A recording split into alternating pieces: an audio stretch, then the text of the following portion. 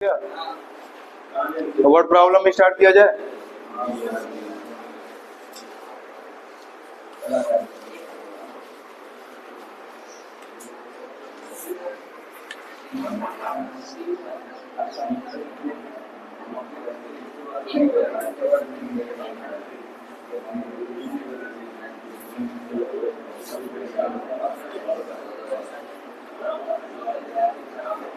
मैं बार बार कहता हूँ, कोई भी एग्जाम्पल छोड़ना नहीं है, ठीक है। ध्यान से समझो। पहला एग्जाम्पल, दो वर्गों के क्षेत्रफलों का योग 117 वर्ग मीटर है। यदि उनके परिमापों का अंतर 12 मीटर हो तो दोनों वर्गों की भुजाओं को ज्ञात कीजिए। ठीक है, मैंने लिखा माना एक वर्ग की भुजा बराबर x मीटर तथा दूसरे वर्ग की भुजा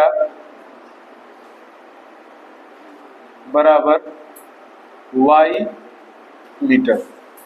ठीक है, दो वर्ग है, एक वर्ग की भुजा हमने x मीटर माना, दूसरे वर्ग की भुजा y मीटर। प्रश्नानुसार की बात करें, इसमें दो कंडीशन दिया गया है। एक कंडीशन दिया है परिमापों का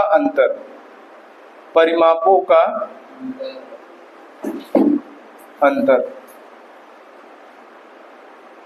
कितना दिया गया? 12 मीटर। अच्छा, अगर दो वर्ग हैं, एक भुजा x है, एक भुजा y है, सिंपल सी बात है, एक भुजा बड़ा होगा और एक भुजा छोटा होगा। इसमें मान लेते हैं कि तथा x बड़ा है y से, ठीक है। अब अंतर की बात करें, अंतर क्या होता है? अंतर का मतलब होता है बड़े में से छोटे को घटाना। अंतर का मतलब यही होता है, बड़े में से छोटे को घटाना।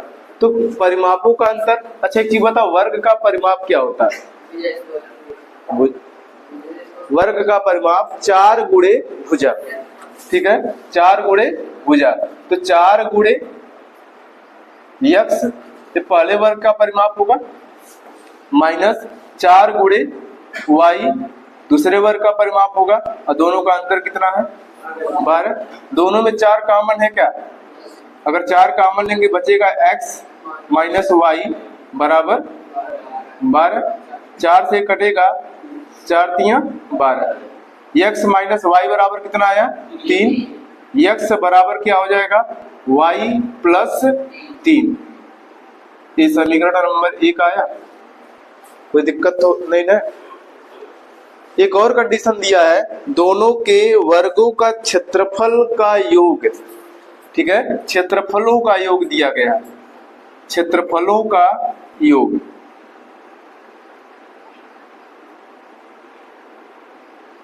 क्षेत्रफलों का योग बराबर कितना है?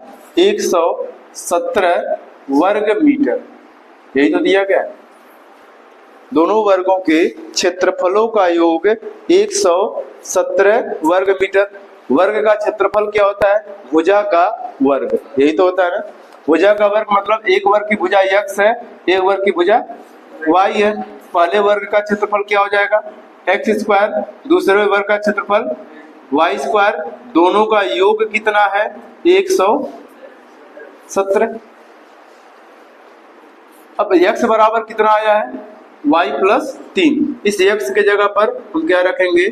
y प्लस 3 का वर्ग प्लस y स्क्वायर बराबर 117। यही तो होगा।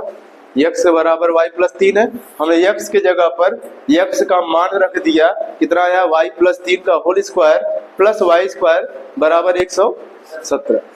अब y प्लस 3 का होल स्क्वायर क्या होगा? y का स्क्वायर प्लस 3 का स्क्वायर प्लस 2 गुणे y गुणे 3। अच्छा 117 को बराबर के इधर लेके आएंगे, माइनस 117 होगा बराबर 0। अच्छा वाई स्क्वायर तो छूट जा रहा है, 1 मिनट, प्लस वाई स्क्वायर ये माइनस 117 बराबर 0। अच्छा वाई स्क्वायर मिलके कितना हो गया 2y स्क्वायर, ठीक है, 2 3 6y प्लस 9 माइनस 117 बराबर 0। यही तो होगा। देखो वाई स्क्वायर मिलके कितना हुआ 2y स्क्वायर, 2 3 6y, 3 का वर्ग 9 और माइनस 117। आगे इसको फिर लिखते हैं 2y square plus 6y minus 117 plus 9 कितना होगा माइनस 108 होगा ना बराबर 0। पूरे में 2 कॉमन है, ठीक है, पूरे में 2 कॉमन ले लो, बचेगा क्या Y square plus 2 3 6y minus 54 बराबर 0। सोच रहे 2 गायब कहाँ हो गया, 2 कॉमन लेने से इधर 0/2 बनेगा, 2 खत्म हो जाएगा, ठीक है। अब 54 का ऐसा गुणनखंड करना है कि गुणा करने पर 54 है और घटाने पर कितना है 3 है।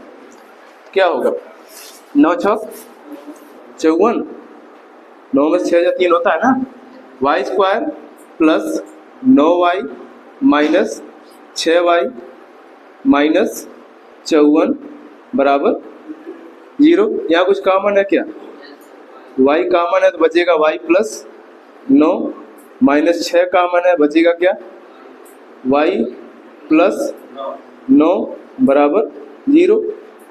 y प्लस 9 ब्रैकेट ही कॉमन हो गया, बचा क्या y माइनस 6 बराबर 0।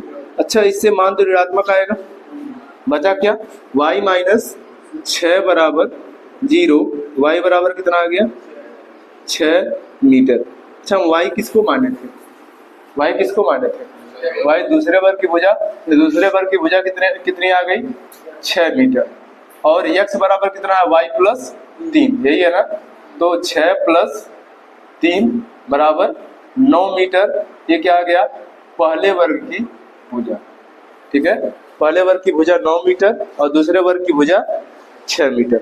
इसमें कोई दिक्कत हो तो बताओ। अरे क्वेश्चन 6 नंबर का है, ध्यान है, एक क्वेश्चन 6 नंबर का पूछा जाता है, ठीक है। देखो कितना आसान है, बेसिक यूज हुआ है वर्ग का क्षेत्रफल, वर्ग का परिमाप। आगे बढ़े, एग्जाम्पल नंबर 2 की बात करते हैं, ठीक है। ये भी ज्यामिति पे आधारित है। एक ऐसे आयताकार पार्क को बनाना है जिसकी चौड़ाई इसकी लंबाई से 3 मीटर कम हो। इसका क्षेत्रफल पहले से निर्मित समद्विबाहु त्रिभुजाकार पार्क, इसका आधार आयताकार पार्क की चौड़ाई के बराबर है तथा ऊंचाई 12 मीटर है, से 4 वर्ग मीटर अधिक हो। इस आयताकार पार्क की लंबाई और चौड़ाई ज्ञात कीजिए। क्वेश्चन को समझने की कोशिश करो। क्या है, एक आयताकार पार्क है जिसकी चौड़ाई लंबाई से 3 मीटर कम है। एक आयताकार पार्क है जिसकी चौड़ाई लंबाई से 3 मीटर कम है, और एक समद्विबाहु त्रिभुजाकार पार्क है जिसका आधार आयताकार पार्क की चौड़ाई के बराबर है। इसका मतलब हुआ जो आयताकार पार्क है उसकी चौड़ाई और इस त्रिभुज का आधार दोनों क्या है एक समान है, तथा लेकिन त्रिभुज की ऊंचाई कितनी है 12 मीटर है, इसके क्षेत्रफल से 4 वर्ग मीटर अधिक है। तो आयताकार पार्क की लंबाई और चौड़ाई ज्ञात करना। थोड़ा हम यहाँ लिखते हैं, मैंने लिखा माना आयताकार पार्क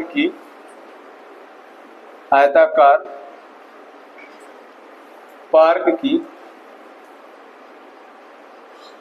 लंबाई बराबर x मीटर। हमने क्या माना, जो पार्क की लंबाई है वो कितना है x मीटर। ठीक है, तो इसका चौड़ाई क्या हो जाएगा, पार्क की चौड़ाई क्वेश्चन में साफ साफ लिखा है 3 मीटर कम है तो हो जाएगा x माइनस 3 मीटर। ठीक है, और एक चीज और है, जो त्रिभुजाकार पार्क का आधार होगा, जो त्रिभुजाकार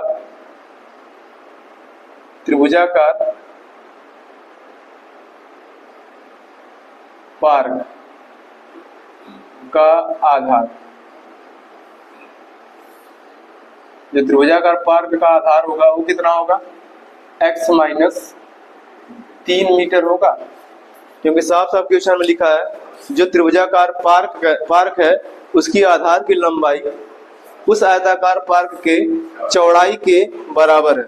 लिखा है कि नहीं, एक बार पढ़ो क्वेश्चन फिर से, क्या लिखा है, इसका क्षेत्रफल पहले से निर्मित समद्विबाहु त्रिभुजाकार पार्क जिसका आधार आयताकार पार्क की चौड़ाई के बराबर है, क्वेश्चन में लिखा है ना।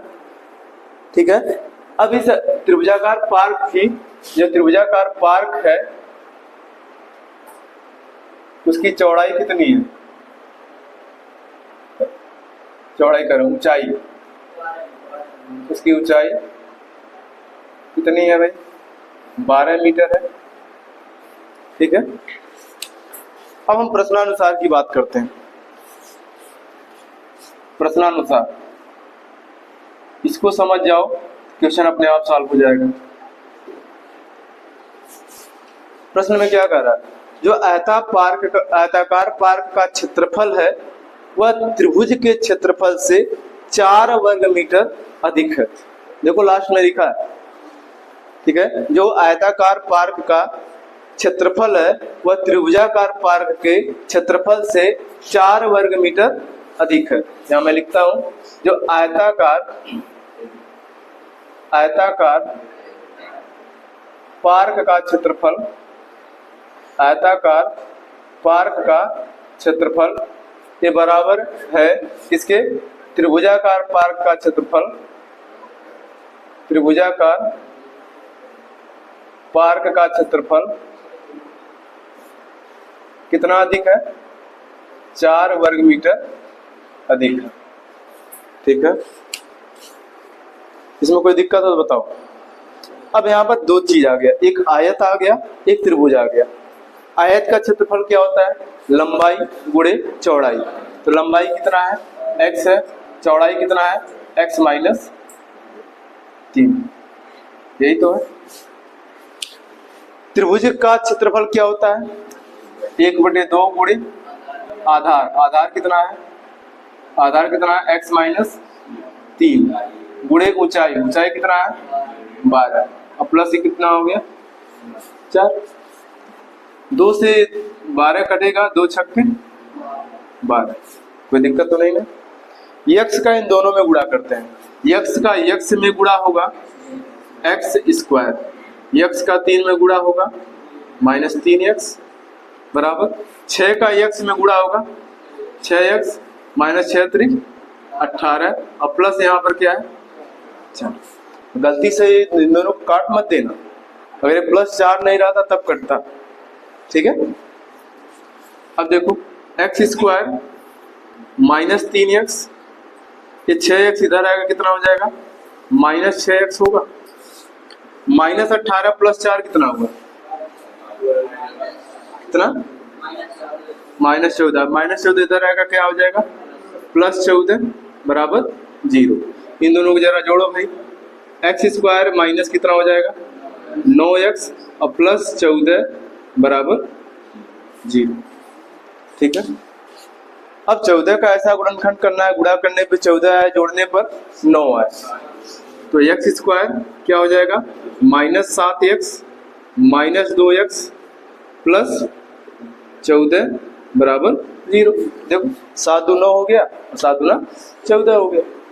इन दोनों में कुछ कॉमन है क्या, x कॉमन है, तो कितना आया x माइनस 7, यहाँ माइनस 2 कॉमन है, x माइनस 7 बराबर 0।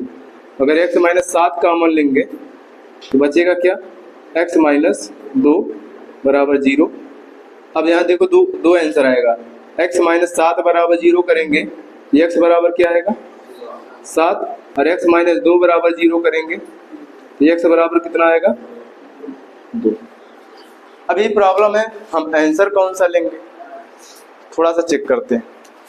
अगर हम x बराबर 7 लेते हैं अर्थात लंबाई को कितना लेते हैं, लंबाई x है तो इसका मतलब 7 मीटर होगा, तो चौड़ाई कितना होगा, चौड़ाई कितना होगा x माइनस 3, x माइनस 3 का मतलब हुआ 7 माइनस 3 बराबर 4 मीटर। ठीक है, लंबाई हो गया, चौड़ाई हो गया। x बराबर 7 लेने पर अगर मैं x बराबर 2 लेता हूं, चलो लंबाई x बराबर मैंने ले लिया 2 मीटर, तो चौड़ाई कितना होना चाहिए, ठीक है, x माइनस 3, 2 माइनस 3 होगा ना, और 2 माइनस 3 कितना आ गया -1।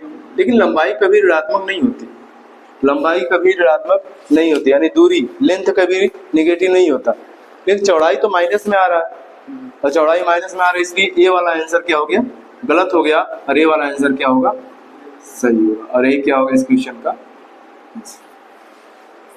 कुछ समझ में आया? ये दूसरा एग्जांपल था। तीसरे एग्जांपल पे आते हैं। तीसरा एग्जांपल क्या है, एक मोटर बोट, एक काम करो पहले इसको नोट करो, तब जल्दी से थोड़ा फास्ट नोट करना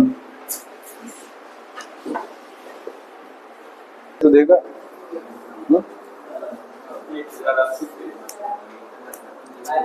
करो 1080 पे। चलो तीसरा क्वेश्चन,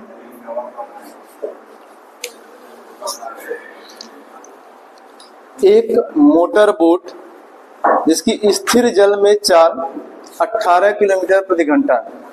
थोड़ा सा ध्यान देना, एक मोटर बोट, बात नहीं, एक मोटर बोट जिसकी स्थिर जल में चाल 18 किलोमीटर प्रति घंटा है, 24 किलोमीटर धारा के प्रतिकूल जाने में, वही दूरी धारा के अनुकूल जाने की अपेक्षा 1 घंटा अधिक लेती है, तो धारा की चाल ज्ञात कीजिए।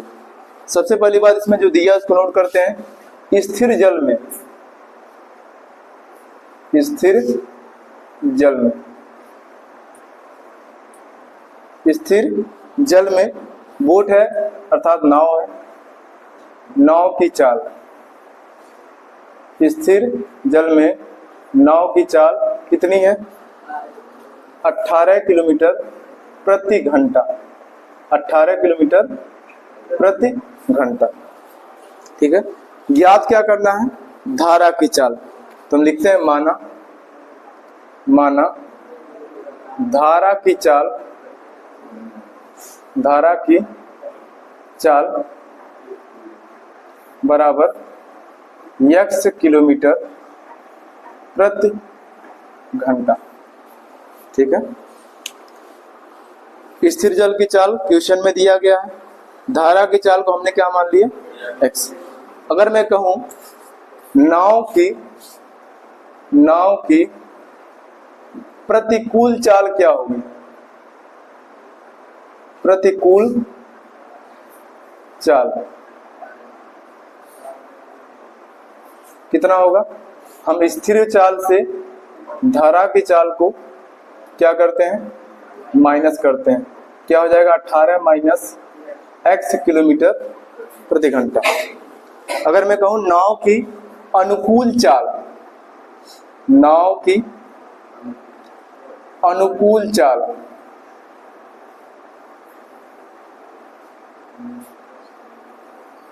नाव की अनुकूल चाल, अनुकूल चाल में क्या करते हैं धारा की चाल को जोड़ते हैं, क्या हो जाएगा 18 प्लस x किलोमीटर प्रति घंटा। हमेशा याद रखना, अगर प्रतिकूल चाल होगा तो स्थिर चाल में से धारा की चाल को घटाएंगे, अनुकूल चाल होगा तो स्थिर चाल में से धारा की चाल को जोड़ेंगे। तो प्रतिकूल चाल 18 माइनस x और अनुकूल चाल 18 प्लस x। अच्छा एक चीज बताओ, इन दोनों में अधिक कौन है, नीचे वाला, ठीक है, और ऊपर वाला कम है, अगर चाल कम होगा तो समय अधिक लगेगा, सिंपल सी बात है। अगर हमारी स्पीड कम होगी तो समय अधिक लगेगा, लेकिन अगर स्पीड ज्यादा होगा तो समय कम लगेगा। इतना तो पता है ना। ठीक है, अगर मैं कहूं देखो 24 किलोमीटर कुल दूरी कितना है, कुल दूरी 24, ठीक है। 24 किलोमीटर जाना भी है और 24 किलोमीटर आना भी है, यानी उतनी ही दूरी वापस आना है। अगर मैं कहूं 24 किलोमीटर जाने में कितना समय लगेगा, ठीक है। प्रतिकूल चाल की बात करें तो इस चाल से कितना समय लगेगा, चाल बराबर समय बराबर क्या होता है, दूरी बटे चाल, यही होता है ना। समय बराबर, यहां मैं लिख दे रहा हूं, समय बराबर क्या होता है, दूरी बटे चाल। 24 बटे 18 माइनस एक्स की स्पीड से और 24 बटे 18 प्लस एक्स की स्पीड से। कौन आ रहा, कौन है?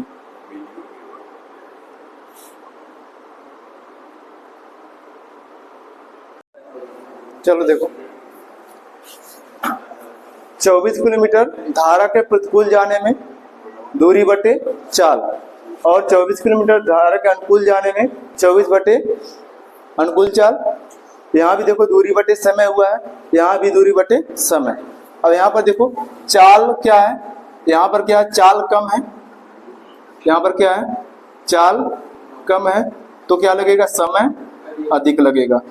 समय क्या लगेगा, अधिक लगेगा। और यहाँ पर क्या है, चाल अधिक है, चाल अधिक है, तो समय क्या लगेगा, कम लगेगा। यही तो होगा, ये मैं समझने के लिए यहाँ लिख रहा हूं, ठीक है। चाल कम होगा तो समय अधिक लगेगा, चाल अधिक होगा तो समय कम लगेगा।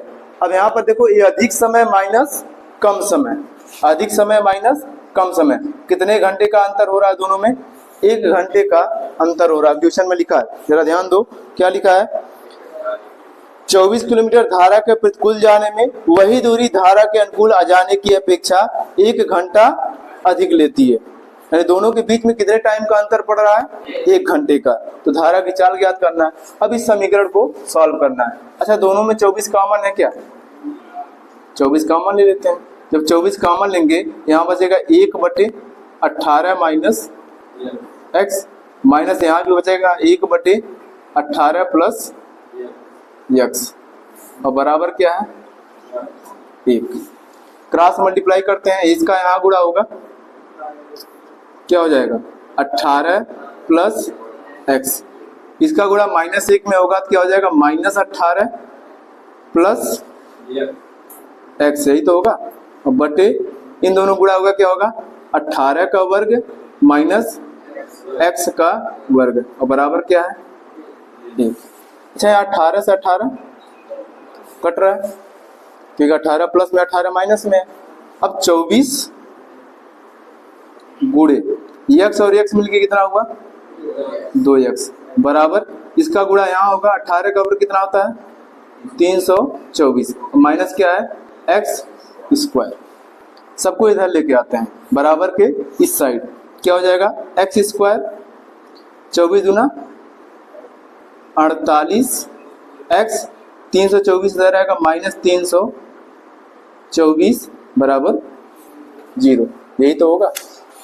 देख लो, 18 का वर्ग 324 होता है, माइनस एक्स स्क्वायर है, 1 में गुणा हो गया इसका, यहाँ 24 और एक्स कितना हुआ, 2, 24 दूना 48 एक्स, माइनस एक्स स्क्वायर इस साइड आया, प्लस एक्स स्क्वायर, 24 दूना 48 एक्स प्लस 324 इस साइड आएगा, -324, ठीक है। अब 324 का ऐसा गुणनखंड करना है कि गुणा करने पर 324 आए और घटाने पर 48 आए, ठीक है, घटाने पर 48 आया। मुझे जहां तक पता है 56 चौके 300 नहीं, 56 54 छक्का 324, 54 छक्का 324 होता है, x square plus 54x minus 6x minus 24 बराबर 0। देखो 54 में से 6 घटेगा 48 होगा, ठीक है, और 54 में 6 का गुणा होगा 324 आएगा। अब इन दोनों में कॉमन क्या है, x कॉमन है तो बचेगा x प्लस 54। यहाँ क्या कॉमन है, -6, x माइनस में माइनस कॉमन हुआ प्लस हो गया। 324 में 6 का भाग करोगे कितना आएगा, 54। दो ब्रैकेट सेम हो गए, इस ब्रैकेट को कॉमन लो, x प्लस 54 बचा क्या, x माइनस 6 बराबर 0। इससे तो ऋणात्मक आएगा क्योंकि चाल कभी ऋणात्मक नहीं होती। तो बचा क्या, x माइनस 6 बराबर 0। x बराबर क्या आ गया, 6 किलोमीटर प्रति घंटा। और यही तो था क्या, धारा की चाल। यही क्या था, धारा की चाल। यही याद करना था। ये भी 6 नंबर का क्वेश्चन है। तीनों क्वेश्चन में 6-6 नंबर वाला बताया हूँ। तीनों एग्जाम्पल इसमें जो दिया है 6-6 नंबर वाला है, ठीक है, मैंने 18 नंबर का मैं तुम लोगों को करवा दिया। अब आगे क्वेश्चन आसान आसान दिख रहे हैं। क्रमागत का मैं मतलब समझाया था ना, क्रमागत का मतलब क्या होता है, अगर कहीं किसी क्वेश्चन में क्रमागत आ जाए, ठीक है, क्रमागत, क्रमागत का मतलब होता है लगातार, क्रमागत का मतलब लगातार, ठीक है। इसमें कुछ पॉइंट्स मैं लिख रहा हूं, जैसे मैंने लिखा, अगर आ जाए क्रमागत धन पूर्णांक, क्रमागत धन पूर्णांक,